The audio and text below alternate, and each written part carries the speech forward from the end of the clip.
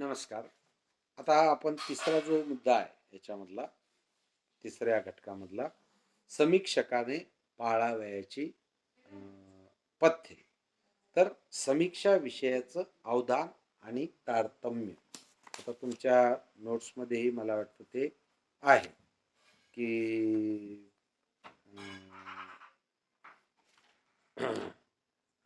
समीक्षकाजवळ समीक्षा विषयाचे भान आणि तारतम्य असावे. आणि आपल्या म्हणजे याचा अर्थ काय, की आपली जबाबदारी काय आहे?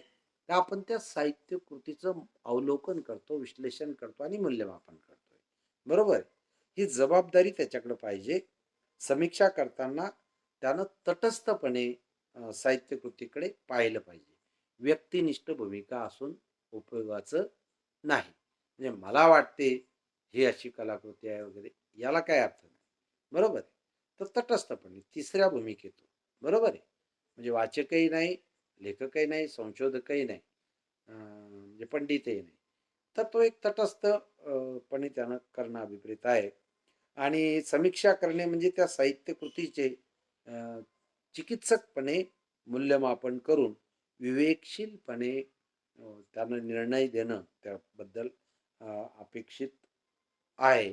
याला आपण अवधान समीक्षेच्या म्हणतो किंवा तारतम्य म्हणतो. एखाद्या लेखकाचा वर किंवा एखाद्या साहित्य प्रवाहावर मला दलित साहित्य आवडत नसेल किंवा स्त्रीवादी साहित्य आवडत नसेल, तर तशा साहित्य कृतीचं मूल्यमापन करताना त्याचा विषयी काही राग धरून साहित्य कृतीतले दोषच मी शोधत राहणं, हं, आणि समीक्षा करणं किंवा एखाद्या लेखकावर माझं फार प्रेम आहे. म्हणजे समजा आनंद जाधव, भालचंद्र नेमाडे, ना.दो. माणूक. तर त्याच्या प्रेमापोटी नुसतं कौतुक करू नये. अशा अशाने अ, मूळ समीक्षा विषय जो आहे, तो बाजूला जातो आणि म्हणून त्यानं हे अवदान ठेवून पाळलं पाहिजे. आणि साहित्य कृतीचं प्रयोजन काय आहे समजायचं. साहित्य कृतीतून कशाचं प्रतिबिंब उमटलेलं आहे, त्याच्यात कोणतं मूल्य आहे, या दृष्टीनं त्यानं पाहिलं पाहिजे. हं. हे अवदान ठेवलं पाहिजे. लेखकाच्या वाङ्मयीन जीवनाचा त्यानं विचार केला पाहिजे, व्यक्तिगत जीवनाचा नव्हे. आणि व्यक्तिगत जीवनावर त्याने टीकाही करू नये. अ, त्याच्यासाठी मग ते आवश्यक जे शिष्टाचार असतात, ते सगळे त्यानं आपल्या ह्याच्यात लावून घेतले पाहिजे. नियम, नीतिमूल्ये म्हणजेच आपण साहित्य कृतीचं योग्य असं मूल्यमापन करणार आहोत याचं भान त्याच्याकडे असलं पाहिजे. त्यानंतर म्हणजे ते अवधान, तारतम्य आणि निकष याचं तारतम्य. म्हणजे कुठं काय वापरायचं, काय नाही, व्यक्तिगत मत कुठं मांडायचं, आणि वस्तुनिष्ठता कुठं असली पाहिजे. या सगळ्या गोष्टीचं एक हे तारतम्य आणि कोणते निकष वापरायचे त्या साहित्यकृतीला, हां, याचंही भान पाहिजे. म्हणजे एखादी साहित्यकृती ही सौंदर्यवादी साहित्यकृती आहे. बरेचदा अशा साहित्यकृती जन्माला येतात, की लेखक त्या साहित्यकृतीचा कोणता प्रकार आहे सांगत नाही. आणि तो मग बरेचदा आपल्याला ठरवावा लागतो. समीक्षकाला ठरवावा लागतो, की ही साहित्यकृती या प्रकारातली असू शकते. कारण त्याच्यामध्ये त्या प्रकाराची ही गुणवैशिष्ट्ये आपल्याला दिसून येतात. कारण लेखक त्याच्याविषयी काही बोलत नसतो बरेचदा. बरेच लेखक असं बोलत नाही, की मी जे लिहिलंय ते लिहिलंय. हं. म्हणजे मर्ढेकरांना एकदा असा प्रश्न विचारला, की या शब्दाचा अर्थ काय? तर ते म्हणले, "मलाही काय आठवत नाही." म्हणजे सरळ उत्तर त्यांनी दिलं होतं त्या वाचकाला. मलाही काही माहीत नाही ते त्याचा अर्थ काय, पण मी ते लिहिलं. मग ते तुझं तू समजून घे बाबा, तुला काय आहे ते. असा त्याचा अर्थ होतो. म्हणजे मर्ढेकरांनी ते उर्मटपणे उत्तर दिलं नव्हतं. तर बाबा मी ते त्या एका तंद्रीमध्ये लिहिलं. आता मी काय लिहिलं, हे मला जे अपेक्षित आहे, ते तू अपेक्षित धरणं मला इथं अभिप्रेत नाही. तुला जे अपेक्षित आहे, ते तू अपेक्षित धरणं हे योग्य आहे. बरोबर आहे? की मला हे सांगायचं होतं त्याच्यातून आणि ते जर त्या वाचकाला प्रत्यास येत नसेल तर उपयोग नाही. बरोबर आहे? काय? तर हे एक निकष कोणते वापरायचे त्यासाठी जीवनवादी वापरायचे का कलावादी वापरायचे का आशयच पाहायचा कलाकृतीचा किंवा तिच्यातलं संघटन ज्याला म्हणतो आपण, हे सगळे पात्र वगैरे वगैरे रचना तंत्र हेच पाहायचं, हे निकष त्यांना ह्याच्यामधलं तारतम्य बाळगायला पाहिजे. आणि मी सांगितलं की व्यक्तिनिष्ठता आणि वस्तुनिष्ठता, तर ते शक्यतोवर वस्तुनिष्ठ असलं पाहिजे. व्यक्तिनिष्ठता ही काही ठिकाणी येतेच समीक्षाकृती समीक्षा लिहिताना, पण त्याचं भान बाळगलं पाहिजे की कितपत व्यक्तिनिष्ठपणे आपण, कारण समीक्षा लेखनाचा उद्देश काय, प्रयोजन काय आहे? वाचकाला त्या साहित्य कृतीची सौंदर्य स्थळे, तिचं श्रेष्ठत्व किंवा त्याच्यातले दोष हे नीटपणे समजावून सांगणे, म्हणजे त्यामुळे वाचकाची अभिरुची संपन्न होऊन तो त्या साहित्य कृतीकडे डोळसपणे पाहू शकेल, हे प्रयोजन आहे.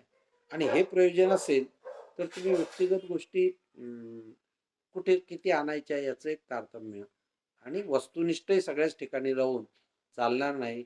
तटस्थ सगळंच करत राहणंही चालणार नाही, कारण तुमचंही एक व्यक्तिमत्व आहे. त्या व्यक्तिमत्वानं त्या साहित्यकृतीचा आस्वाद घेतलेला असतो.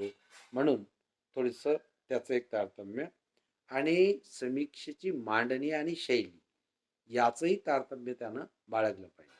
समीक्षा किती लांब असावी, किती म्हणजे दीर्घ असावी, हां तिचा म्हणजे नुसतं कथानकच किती वेळ सांगत बसावं आपण, तर किंवा पात्राबद्दलच किती वेळ विश्लेषण करावं, तर हे एक तारतम्य. आणि त्याची शैली कशी असावी, भाषा कशी असावी, शैली म्हणजे भाषा.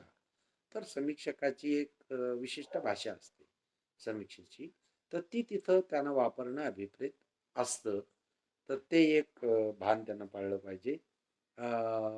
आपली समीक्षा ही सुसंगत आणि सुसूत्रपणे कशी होईल याचंही भान त्यानं ठेवलं पाहिजे.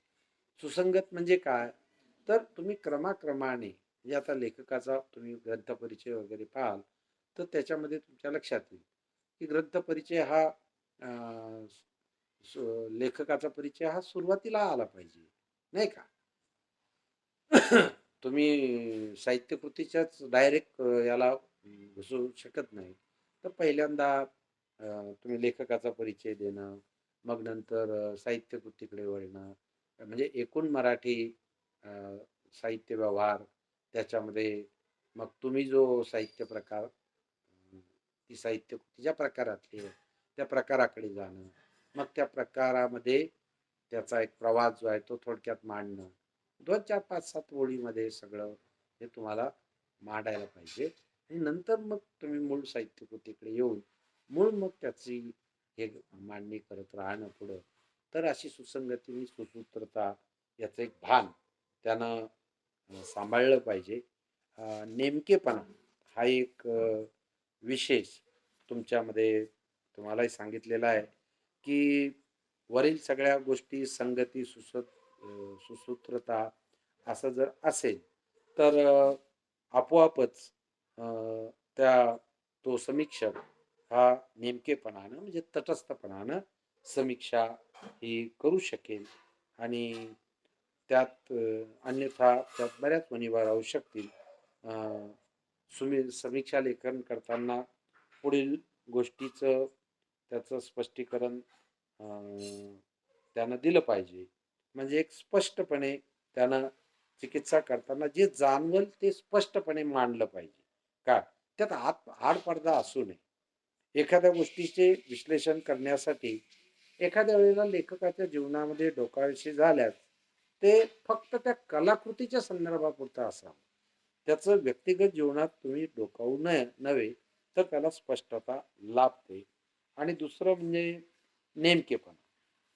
तर साहित्याचं प्रयोजन काय, त्यात नेमकं काय सांगितलंय त्या साहित्यकृतीचं, त्याच्या प्रेरणा काय आहे, कोणत्या प्रेरणेने लिहिलं. जसं इंद्रजित भालेरावांची कविता ही शेतकऱ्यांचं जीवन प्रगट करणारी कविता आहे. हे त्यांच्या सगळ्या कविता पाठीमागचं सूत्र आहे किंवा प्रेरणा आहे. हे हेरून हे लक्षात घेऊन त्याची समीक्षा केली पाहिजे. नाही तर साहित्यकृतीने सांगितलं एक आणि समीक्षा सांगते एक, त्यातून विसंगती निर्माण होऊ शकते. तर साहित्य कृतीतलं नेमकं मर्म जाणून त्यानं तो त्याचं समीक्षा करायला पाहिजे. कारण समीक्षेचा नेमकेपणा हा एक आत्मा आहे असं मानलं जातं. पुन्हा तार्किकता याचंही एक पथ्य त्यानं पाळलं पाहिजे नेमकेपणाबद्दल बरोबरच. की तार्किकता म्हणजे काय? की मूल्यमापन करत असताना त्याने जर एक तर्कबद्धपणे ते त्याचं म्हणणं मांडलं, हं, की म्हणजे हा तर्क, हा तर्क, हा तर्क हे त्याच्या उदाहरणासह, तर तो एक विश्वास वाचकांचा संपादन करतो. काही कारणास्तव लेखकाच्या मनोवृत्तीवर त्याला टीका करावीशी वाटली किंवा साहित्यकृतीवर टीका करावीशी वाटली ती त्यानं करावी. पण त्यात तर्कनिष्ठपणा हवा. म्हणजे तर्क द्यायला हवा, की साहित्यकृती अशी काय किंवा लेखक काम मध्ये काय याच्यामध्ये अपयश आहे किंवा दोष आहे. तर ते तर्कानं त्यानं सिद्ध केलं पाहिजे. काय? तर हा तर्कनिष्ठपणा हवा असावा. म्हणजे पुरावे त्यानं मांडले पाहिजेत. व्यक्तिगत हेवे-दावे किंवा प्रेम या दोन्ही गोष्टीनं त्याच्यामध्ये असू नयेत. तशी विधानं असू नयेत. अ, नाहीतर मग त्या साहित्य कृतीवर अन्याय होण्याची शक्यता हवी. म्हणून याचं एक विवेक त्याच्याजवळ हवा. आता शेवटचं जे मूल्य आहे ते म्हणजे जीवन मूल्य आणि वाङ्मयीन मूल्य. बरोबर आहे. तर जीवन मूल्य आणि वाङ्मयीन मूल्य हे तुमच्या असं लक्षात येईल की त्याचं विस्तृत खूप विवेचन हे करता येण्यासारखं आहे. अं,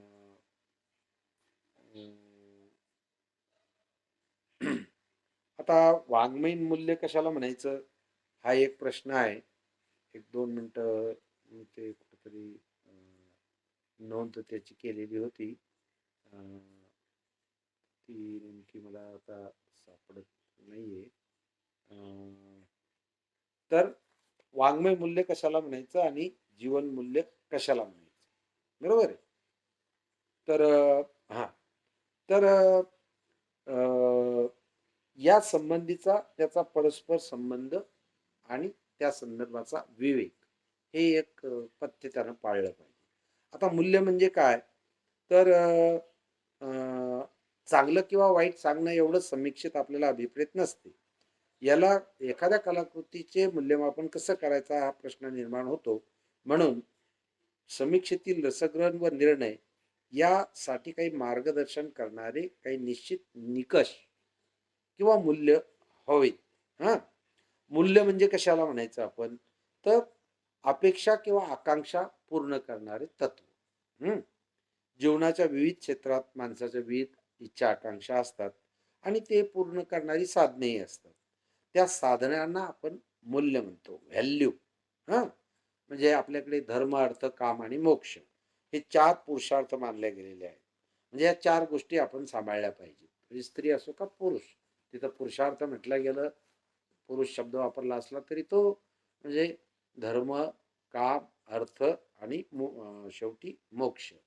हे 4ही गोष्टी आपल्या जीवनात साधल्या पाहिजे. हे मूल्य जुन्या काळात वापरली जात असायची. मानवी जीवनातली सफलता याच्यामुळं मानली जाते. तसंच सत्य, शिव, सुंदर. सत्यम शिवम सुंदरम या नावाचं एक घोषवाक्य आपल्या दूरदर्शनवर आहे. ती शाश्वत स्वरूपाची जीवनमूल्य आहेत. बरोबर आहे. तर शाश्वत स्वरूपाची आहेत. म्हणजे कालही होती, आजही आहेत आणि उद्याही राहणार आहे. म्हणजे सत्य हे तुम्हाला माहिती आहे की अगदी न्यायालयात कसं ते बाहेर येतं वगैरे. हां. त्याच्यानंतर सुंदर. तर हे आपल्या जीवनाशी संबंधित आहे. म्हणजे त्याची उदाहरणं भरपूर देण्यासारखी आहेत.